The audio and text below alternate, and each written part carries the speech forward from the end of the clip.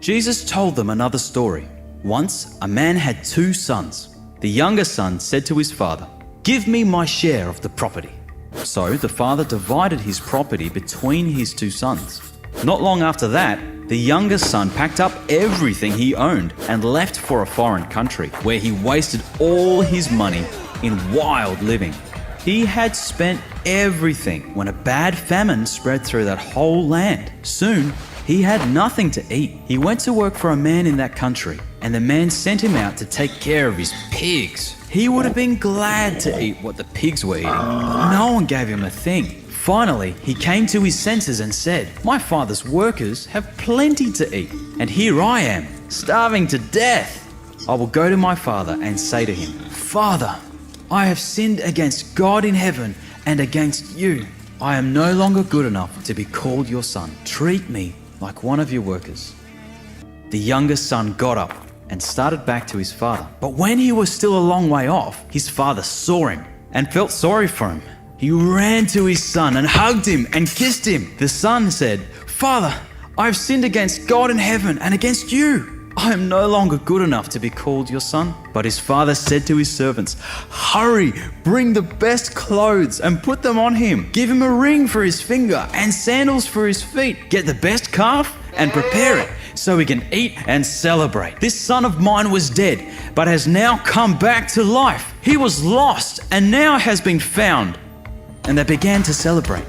The older son had been out in the field, but when he came near the house, he heard the music and dancing. So he called one of the servants over and asked, "What's going on here?" The servant answered, "Your brother has come home, safe and sound, and your father ordered us to kill the best calf." The older brother got so angry that he wouldn't even go into the house. His father came out and begged him to go in. But he said to his father, "For years I've worked for you like a slave and have always obeyed you. But you have never even given me a little goat so that I could give a dinner for my friends. This other son of yours wasted your money on prostitutes, and now that he has come home, you ordered the best calf to be killed for a feast?" His father replied, "My son, you are always with me, and everything I have is yours. But we should be glad and celebrate. Your brother was dead, but he's now alive. He was lost and has now been found." 어떻게 여러분 편안한 밤 되셨습니까? 우리가 이제 새벽, 특별히 이제 가을을 이렇게 맞이하면서 특세로 여러분들을 만나 뵙게 되는데, 요즘 형편을 뭐 누구도 다 그렇게 생각할 거라고 봅니다. 뭐 역경이라고 볼 수가 있고요. 또 작금의 시대를 고난의 연속 이렇게 볼 수도 있을 겁니다. 오늘 아침자 신문을 봤더니 코로나가 낳은 통금 뭐 이런 표현도 어느 신문은 썼던데, 참 작금의 우리의 삶이 그렇게 녹록지 않다고 하는 것을 다 느끼실 겁니다.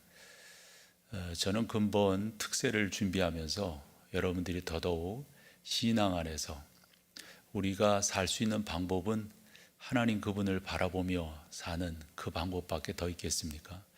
그렇게 여러분들을 인도하고 이끌어가기를 소망합니다. 절대적이라고 말씀을 드릴 수 있습니다.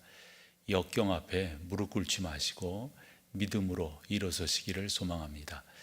오늘 특세 2번째 날인데요. 오늘의 주제는 여러분들이 자료를 갖고 계시기에 보실 수 있습니다만은 누가복음 15장에 나오는 탕자의 비유를 통해서 다시 아버지의 품으로 라는 주제로 오늘 말씀을 나눠보도록 하겠습니다.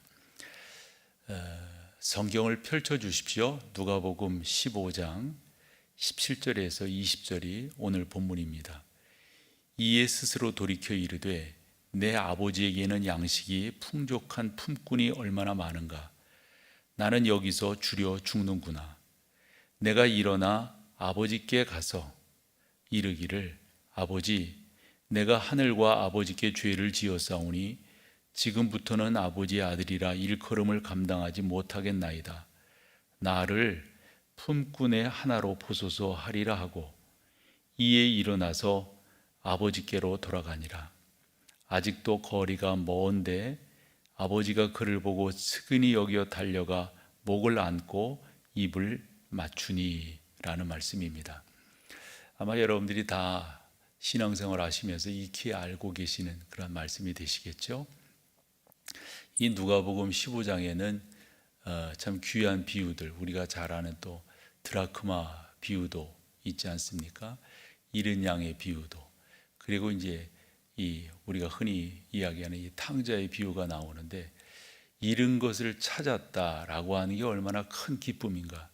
그건 하나님 편에서 잃어버린 영혼들을 다시금 찾았다라고 하는 큰 메시지가 주어져 있는 성경이라고 볼 수가 있는데, 그런데 단순히 잃었다가 찾았다라고 하는 것이 한쪽에서만 일어나는 것이 아니라 양방향에서 일어난다라고 하는 것을 볼 수가 있습니다.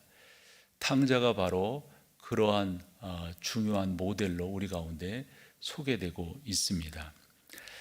이 탕자의 비유에는 중요한 등장인물 셋이 나오죠. 하나는 아버지 하나님으로, 그 다음에 첫째 아들과 둘째 아들입니다. 우리가 여기에서 둘째 아들에 많은 포커스를 맞춥니다. 그것이 바로 전반적인 인류의 모습이니까요. 그러나 우리 가운데는 둘째 아들의 모습도 있다고 하는 것을, 첫째 아들의 모습도 있다고 하는 것을 우리가 놓칠 수가 없습니다. 사실 이 탕자는, 둘째 아들은 모든 인류의 현 주소다, 이렇게 말씀드릴 수 있죠. 그러한 탕자가 어떻게 구원함을 입게 되었는가. 오늘 우리가 세 절을 여러분들과 보았는데요, 네 절을 읽었네요. 누가복음 15장 17절에서 20절까지를 보면 중요한 단어 하나를 발견하게 됩니다. 특별히 그 17절도 그렇고 20절도 그렇고, 그리고 또 그 18절도 그렇고 19절도 그렇고, 그 안에 보면 그런 요소들이 들어가 있지만 직접적으로 보여주는 것은 17절과 20절에 있다고 보는데요, 거기에 둘째 아들의 자세가 나와 있습니다. 뭐라고 되어 있습니까? 이에 스스로 돌이켜입니다. 17절이 그렇게 시작이 되죠. 이에 스스로 돌이켜. 20절 말씀도 보면 이에 일어나서. 누가 하는 겁니까? 이것은 탕자가 바로 그러한 행동을 하고 있는 것입니다. 우리가 일반적으로 이와 같은 행위를 회개다, 이렇게 말씀을 드리는데, 하나님의 은혜를 경험하고 역경 가운데서 일어나기를 소망한다면 여러분, 이 회개가 지속적으로 우리 가운데 있어야 됩니다. 우리가 회개를 두 가지 차원으로 이야기합니다. 하나는 원죄에 대한 회개이고요, 또 하나는 자범죄에 대한 회개입니다. 여기서 말씀드리려고 하는 것은 첫 번째는 원죄에 대한 회개가 되겠죠. 예수 그리스도를 정확하게 주인으로 만나는 것, 이것만이 우리의 살 길이라고 하는 것을 여러분들이 놓쳐서는 안 되실 겁니다. 예수님, 그분이 나의 주인이십니다. 이것이 여러분들을 온전케 하는 회개의 첫 번째 관문입니다. 그리고 나서 우리가 자범죄에 대한 회개를 이야기합니다. 이 회개가 계속해서 이루어져야 되는 거죠.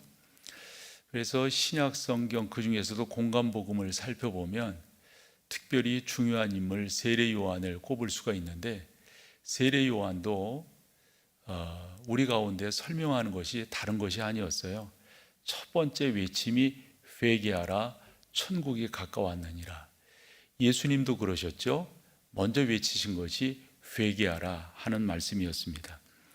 뿐만 아니라 제자들도 먼저 나가서 예수님에게 교훈을 얻어서 말씀드렸듯 교훈을 받았듯 그들도 나가서 마가복음 6장 12절에 보면 어떻게 해요?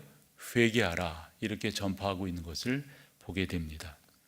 예수님께서 이렇게 외치신 이유는 다른 데 있지 않고요, 그것을 세례 요한도 알았고 제자들도 교육으로 알았습니다. 바로 회개만이 하나님과 친밀한 관계를 누릴 수 있다고 하는 사실입니다. 그와 같은 모습을 오늘 이 본문 탕자를 통해서 우리가 정확히 알 수가 있는데, 탕자가 바로 그렇게 행동하는 것을 볼 수가 있습니다. 스스로 돌이켜 아버지에게로 가는 것을 우리가 볼 수가 있습니다. 스스로 돌이켜 아버지께로 갈 때 놀라운 역사가 일어나게 된다 하는 내용이 되겠죠. 그중 21절, 누가복음 15장 21절을 여러분들과 좀 같이 읽어보겠습니다. 함께 읽습니다. 아들이 이르되 아버지, 내가 하늘과 아버지께 죄를 지었사오니 지금부터는 아버지의 아들이라 일컬음을 감당하지 못하겠나이다. 우리가 여기서 기억해야 될 것은 회개만이 하나님과의 관계를 회복시키는, 또 가능케 하는 중요한 하나의 출입구다, 이렇게 볼 수가 있습니다. 여러분들에게 좀 무거운 질문을 좀 던져야 될 것 같아요. 여러분들은 언제 회개하셨나요? 여러분들의 회개는 어떤 것이었나요? 그러면서 아침절에 생각을 해봤어요. 자라면서 부흥회도, 그리고 수련회도 우리가 매번 부흥회 때마다 회개를 위해서 기도하고, 어렸을 때 수련회 갔을 때도 매번 그거 빼놓지 않았던 것 같아요. 그런 기도들을 회개하고. 여러분들은 그와 같은 과정들 속에 계셨다면 어떠한 회개를 하셨어요? 아니, 여러분들이 교회 안에 들어오셔서 신앙생활을 하시는데 여러분들의 회개는 어떠한 회개이셨는지요? 저는 루터가 교훈한 것이 참 중요하다 싶어서 늘상 기억하고 있는데, 루터는 우리식으로 말하면 우리도 자라면서 중요한 건 내 인생의 목표, 이런 것들을 책상머리에다가 써놓지 않습니까? 여러분들 다 그런 경험이 있으실 거예요. 나의 목표 이런 것들. 루터는 무엇을 거기에다 써놓냐고 이야기를 들었냐면, 나는 날마다 세례를 받노라, 이렇게 썼다는 거 아니에요? 그래서 날마다 세례를 받노라라고 하는 그 의미가 담고 있는 게 탕자가 우리에게 주는 교훈이고, 이 본문을 묵상하는 성도 여러분들과 우리가 나누어야 될 중요한 교훈이다라고 저는 믿습니다. 사랑하는 여러분, 다시 한번 여러분들이 기억을 더듬으시고 또한 확신하셔야 될 것은, 나는 어떤 회개를 했는가, 이것이 무엇보다도 중요한 일입니다. 회개만이 살 길이고, 회개가 있어야 여러분들은 희망적 삶을 살 수 있게 되는 거죠. 나는 용서받았다. 나는 주 예수 그리스도의 보혈로 말미암아 하나님의 사람이 되었다. 더불어서 우리가 날마다 우리의 삶 속에서 일어나는 잘못된 것들에 대한 회개를 해야 되는 것이죠. 예수님께서 십자가를 지셨던 골고다 산상에 두 개의 십자가가 더 있었잖아요. 한편 강도, 또 한편의 강도가 그들도 사형 언도를 받아서 그 십자가에 달려 있었습니다. 그때 여러분, 한편 강도의 회개를 여러분 아세요? 뭐라고 말했습니까? 예수여, 당신의 나라에 임하실 때에 나를 기억해 달라고 하는 회개를 한 것을 볼 수가 있습니다. 그때 43절에 가보면 우리 주님께서 뭐라고 말씀하십니까? 이건 같이 한번 읽어보실까요? 예수께서 이르시되 내가 진실로 네게 이르노니 오늘 네가 나와 함께 어디에요? 낙원에 있게 될 것이다 라는 말씀이 회개한 자에게 주어지는 귀한 은혜인 것이죠. 어느 분이 이런 말을 했더군요. 회개는 시간의 제약이 없다. 지금입니다. 지금. 회개는 늦지 않았다. 지금입니다. 여러분들이 그와 같은 성령의 인도함을 받으며 나아가실 때, 하나님께서 나를 용서하셔서 나를 당신의 자녀로 삼아주셨다고 하는 이 분명한 믿음을 여러분들이 갖고 계시다면, 그 믿음이 여러분들을 힘있게 할 것입니다. 어떠한 환경이 여러분들을 굴복시키지 못할 겁니다. 어떠한 상황이, 어떠한 조건이 여러분들이 하나님의 자녀로 살아감에 부족함이 없도록 인도해 주실 겁니다. 하나님, 그분과의 관계입니다. 그래서 이 탕자가 아버지께로 돌아오는 데 있어서 무엇보다 중요한 것은 회개였었고요. 그렇게 돌아온 아들에게 아버지께서 어떠한 일들을 행하셨습니까? 자녀의 신분을 회복시키신 것을 우리가 볼 수가 있습니다. 이 내용은 지지난주 제가 교회에서 설교를 하면서 함께 나누었던 내용이기도 합니다. 누가복음 15장 22절에서 24절인데요.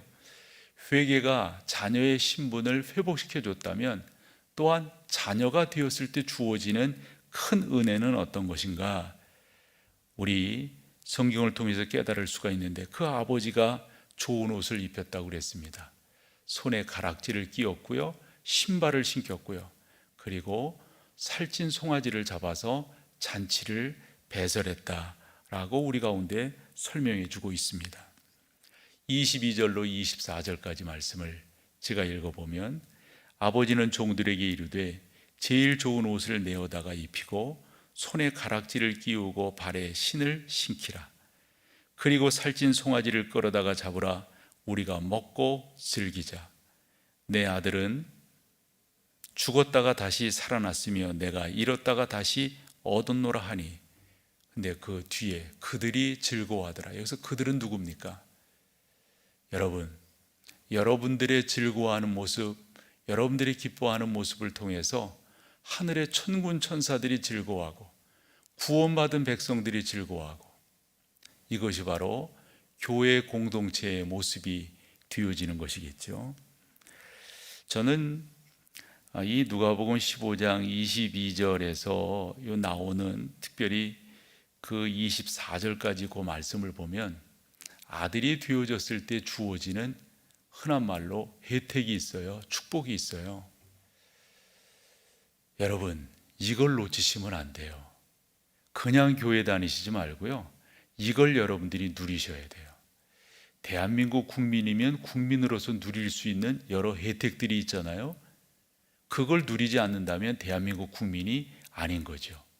여러분들은 당연히 그것을 누리게끔 되어져 있어요. 우리나라에 여러 좋은 제도들이 있는데 그 중에 하나가 저는 의료보험 제도다라고 생각을 합니다. 여러분들이 대한민국 국민이면 의료보험을 충분히 누리시는 거죠.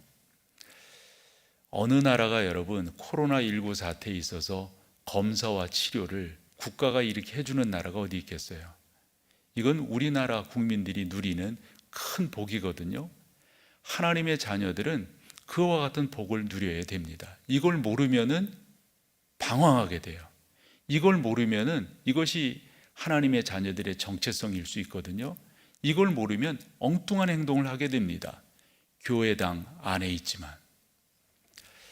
저는 그래서 그런 내용을 이야기할 때 구약 성경으로는 출애굽기 성경이 상당히 중요하다고 생각합니다. 생각해 보세요. 그들이 어떻게 나오게 되었습니까? 그렇게 나와가지고 그 광야에서 불평하고 원망하는 그 백성들을 여러분, 우리 어떤 때 혀를 차잖아요. 이런 바보 같은. 저는 성경을 읽으면서 사사기 성경이 또한 많은 질문을 하게 되거든요. 이 사람들 이게 뭔가, 아니 이렇게 구원을 얻고 이렇게 도움을 얻고 이렇게 인도함을 받았는데 아니 또 넘어지고 또 다른 데로 가는 이것은 뭔가. 이게 인간의 죄된 속성이겠지만 정체성이 부재하기 때문에 그렇습니다. 나는 누구인가? 이걸 모르기 때문에 그래요. 출애굽한 이스라엘 백성들이 여러분 그 원망하고 불평하는 게, 아니 그 놀라운 기적들을 다 맛봤음에도 불구하고 왜 그런 모습을 보이는 거예요? 내가 누구인지를 모르기 때문이에요. 사실 그래서 모세도 하나님 앞에 이 백성들이 이러는데 하나님 제가 뭐라고 말을 해야 돼요? 라는 질문을 던졌다는 거 아니에요? 그래서 하나님께서 모세에게 그 답을 주신 게 여러 번 말씀을 드렸습니다. 출애굽기 19장 5절과 6절에 나오는 세 가지라고. 이 내용을 사도 베드로가 2장에서 선포하잖아요. 베드로전서 2장에서. 왕 같은 제사장이라고 하는 게 뭐예요, 여러분? 여러분, 우리가 그분의 택한 백성이 되었다고 하는 게 뭐예요? 이 정체성이 부재하면 안 되는 거라고요. 그러니까 탕자의 비유를 통해서도 아버지의 아들로 받아들여졌다, 이게 또 중요하지만 아들로 받아들여졌을 때 어떠한 혜택들이 주어지게 되는가? 여러분, 그 옷을 입힌 것은 단순한 옷이 아니에요. 그 친구가, 그 아들이 옷을 안 입고 있어서 그렇겠어요? 그 옷은 신분의 변화예요. 가락지를 끼운다고 하는 것, 여러분 이것도 보통 은혜가 아닙니다. 새로운 신발을 신긴다고 하는 것, 제가 그 지난번 설교 때도 그런 말씀을 드렸잖아요. 아니 어떤 때 하나님께서 신발을 벗으라고 하시고 어떤 때는 신발을 신기시냔 말이에요. 이것도 신분에 대한 거예요. 여러분, 우리가 당당해야 될 것이 있다면 하나님의 자녀가 되었다고 하는 것, 그 하나님의 자녀가 되었을 때 주어지는 그 놀라운 혜택이 뭔가, 이걸 여러분들이 더더욱 깨달으면 깨달을수록, 저는 종종 이런 표현 하거든요. 목사 되길 잘했지. 목사 되길 잘했지. 왜냐하면 제가 목사로 살아가면서 또 누리고 또 느끼고 또 고백되는 여러 은혜들이 있기 때문에 그런 거거든요. 종종 생각할 때마다 목사만큼 신앙생활하기 좋은, 죄송합니다, 직업이 어디 있어요? 목사만큼 하나님 잘 섬길 수 있는 자리가 어디 있냐고요? 목사만큼 마음껏, 그래서 제가 하는 말이 그거거든요. 목사 되길 잘했다. 여러분, 제 표현이 왜 이런 표현이 나오겠어요? 여러분들도 마찬가지 아니에요? 예수 믿기 잘했다 이거죠. 내가 하나님의 자녀가 된 것이 이렇게 복된 것이다. 하나님의 은혜를 받고 하나님의 인도하심을 받는 것이 이렇게 복된 것이다. 그분의 신분을 누리게 된다고 하는 것, 그리고 그 아버지가 그 집안에 있는 여러 식솔들과 함께 큰 잔치를 배설하게 되지 않습니까? 중요한 것은 여러분, 온전히 그분께로 돌아가는 것, 회개하는 게 무엇보다도 중요합니다. 여러분들이 그렇게 되면 하나님께서 여러분들을 더 놀라운 은혜 가운데로 인도하실 거예요. 그분의 도우심과 그분의 역사하심이 풍성해질 거라고요. 종종 저분이 신앙생활을 하시는 분인데, 저분이 교회의 직분자이신데, 저는 이런 식의 생각으로 상대방을 바라볼 때가 있어요. 왜냐하면 이런 거 있잖아요. 적어도 내가 그런 사람이다, 나는 적어도 성도다, 나는 적어도 예를 들어서 목사다, 그러면은 그 자리에서 취하는 행동들이 있잖아요. 어떤 때는 이해가 안 될 때가 있거든요. 저분이 어떻게 저렇게, 저분이, 여러분, 다시 한번 여러분들이 누구인가를 한 번 더 확인해 보셔야 됩니다. 정말 여러분들에게 주인은 누구신가? 저는 이것이 제 인생에 있어서는 분명합니다. 또 말씀을 드릴 수밖에 없는데요. 나의 주인은 하나님이세요. 나는 그분의 은혜로 말미암아 구원을 입었어요. 그 은혜는 다름이 아니라 하나님이 정해 놓으신 구원의 길, 예수 그리스도이십니다. 그분만이 나의 구원이신 거죠. 그래서 나는 지금도 성령의 보호하심과 성령의 인도하심과 성령의 역사하심을 친히 몸소 체험하고 경험하며 살아가게 되는 것이죠. 한 번 더 여러분께 질문으로 답을 구하고 싶은 것은, 여러분들에게 주인은 누구세요? 누가 여러분들의 주인이십니까? 제 이런 말씀도 드렸어요. 그분이 나의 주인이라고 한다면 적어도 우리 가운데는 두 가지가 나타나야 된다. 설교 때는 여러 가지로 말씀을 드렸는데요. 특별히 여러분들이 이런 거 있잖아요. 내가 뭔가를 결정하고 어떤 방향을 설정할 때 내가 생각하지만은 누군가의 도움을 구하려고 그러잖아요. 그래서 친한 사람한테, 실력 있는 사람한테, 또 도움을 줄 만한 사람한테 의논하잖아요. 저는 이게 상당히 중요하다고 생각하는 사람이에요. 여러분들이 뭔가 중요한 결정을 내릴 때 누구에게 제일 먼저 의논하냔 말이에요.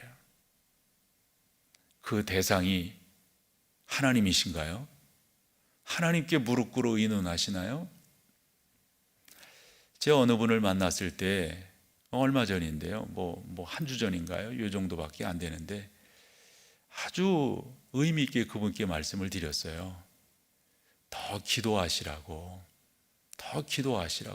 왜 그렇게 말씀드렸냐면, 신중하게 결정하는데 하나님과 결정하시라고, 요 말씀 드리려고 그랬던 거예요.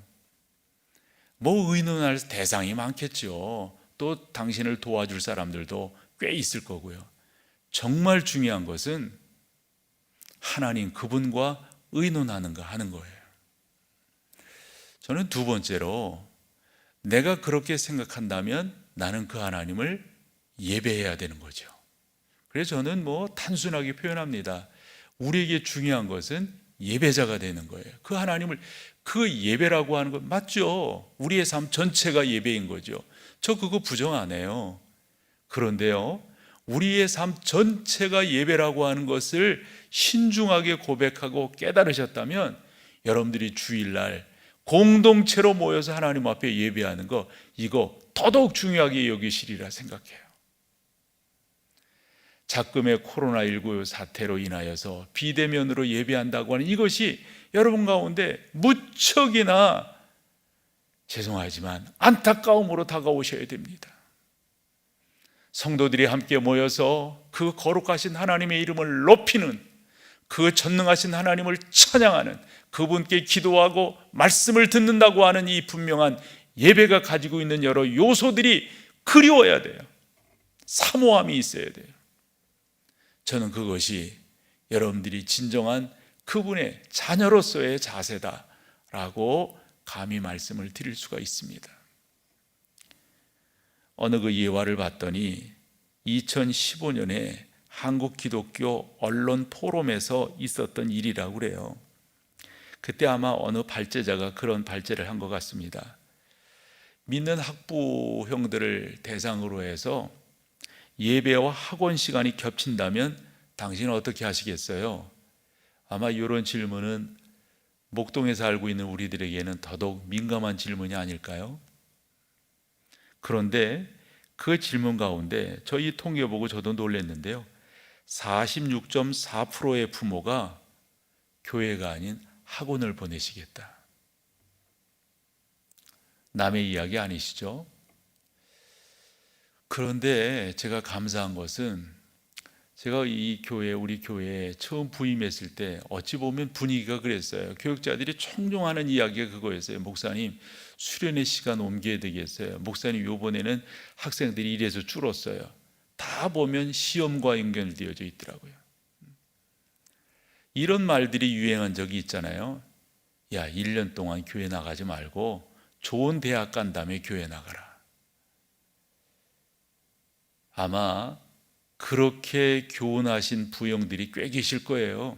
그 자녀들 지금 신앙생활 잘하는가요? 제가 알고 있는 이렇게 떠올라요. 그런 분들 이렇게 떠오른다고요. 죄송하지만 여러분들의 주인은 누구십니까? 여러분들은 주님을 정확하게 만나셨나요? 다시금 회개하셨나요? 그것이 여러분들을 여러분답게 만들어줄 것입니다. 아마 성경에 나오는 몇몇 또 몇 가지는 교회에서 목사들이 설교할 때 참 많이 인용하는 그런 성경일 거예요. 그 중에 하나가 누가복음 15장의 이 탕자의 비유라고 생각합니다.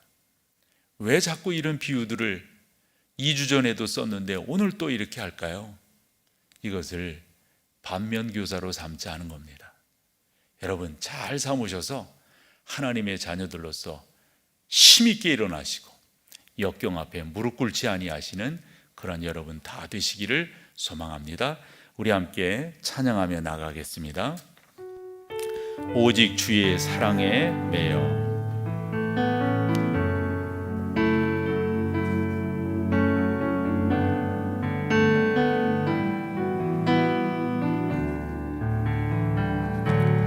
오직 주의 사랑에 매여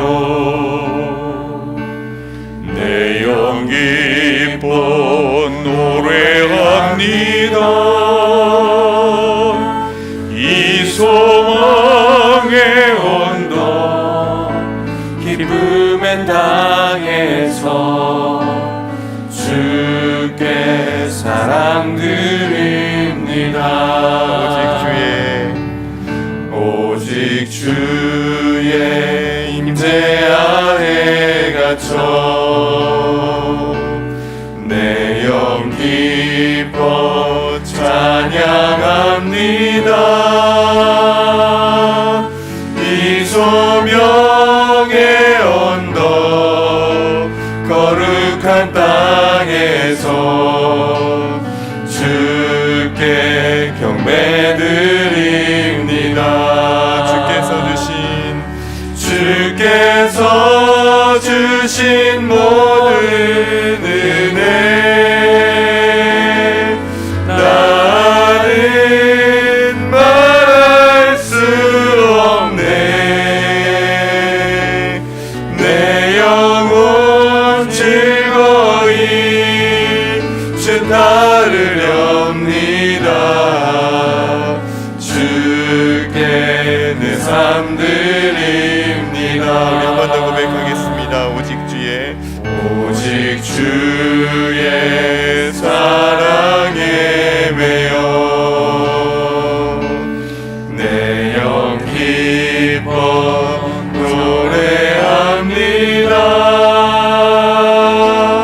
이 소망의 언덕 기쁨의 땅에서 주께 사랑 드립니다. 오직 주의 임재 안에 갇혀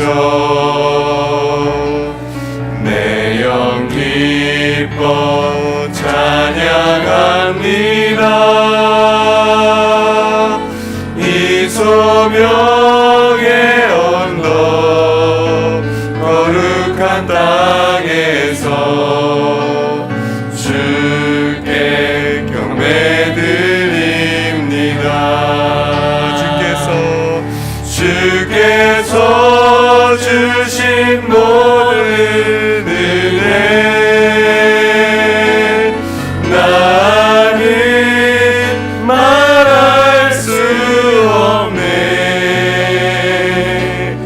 내 영혼 즐거이 주 따르렵니다.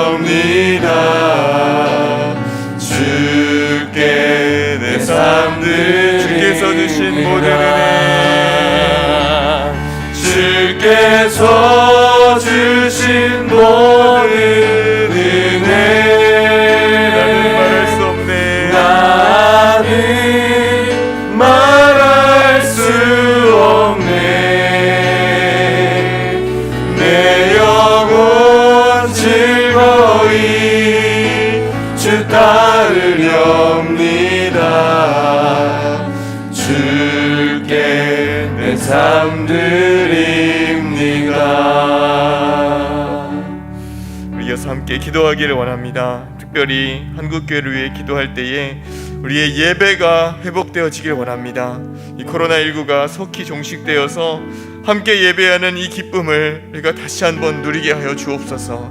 우리가 다시 한번 주님 앞으로 아버지의 곁으로 돌아가게 하여 주옵소서. 또 한 가지, 공적 예배와 삶의 예배가 일치되는 예배 회복이 있길 원합니다. 그동안 말씀대로 살지 못했던 우리의 삶을 돌아보고 우리의 모든 예배가 회복되게 하여 주옵소서. 그리하여서 형식적인 종교생활이 아닌 마음과 뜻을 다하여서 온전히 예배하는 진실된 예배자가 다 되게 하여 주옵소서. 우리 주님의 이름을 한번 크게 부르짖고 마음을 다해 하나님 앞에 기도하겠습니다. 주여, 하나님 아버지, 우리가 주님 앞에 다시 돌아가며 주 앞에 온전히 예배하기를 원합니다. 하나님, 이 코로나19 상황으로 인하여서 아버지 앞에 모여 예배할 수 없는 이 현실이 너무나 안타깝고 우리의 마음이 아픕니다. 그러나 하나님께서 반드시 회복하실 것을 믿사오니 아버지여, 우리 예배가 다시 온전케 되게 하여 주옵소서. 그래서 함께 모여 예배는 이 기쁨과 즐거움을 누리게 해주시고 함께 하나님의 임재를 경험하며 주님의 사랑을 경험하는 그러한 공동체 예배로 다시 한번 회복되게 하여 주옵소서. 아버지여, 우리 안에 예배가 일치되지 못했던 동적인 예배와 우리의 삶의 열매가 일치되지 못했던 우리 자신의 모습을 회개하며 나아갑니다.